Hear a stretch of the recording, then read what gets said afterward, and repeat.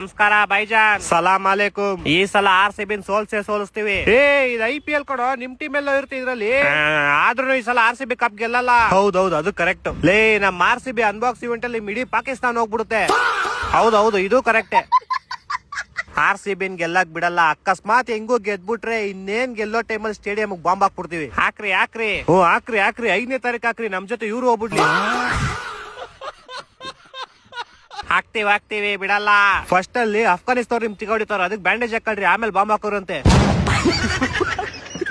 ಹೌದೌದು, ಇದು ಕರೆಕ್ಟೇ. ಅವ್ರಿಗೂ ಹಾಕ್ತಿವಿ, ನಿಮ್ಗೂ ಹಾಕ್ತಿವಿ. ಹಾಕುವಂತ ಏನೋ ಸೌಂಡ್ ಬರ್ತೈತ್ ನೋಡೋ ಅಲ್ಲಿ.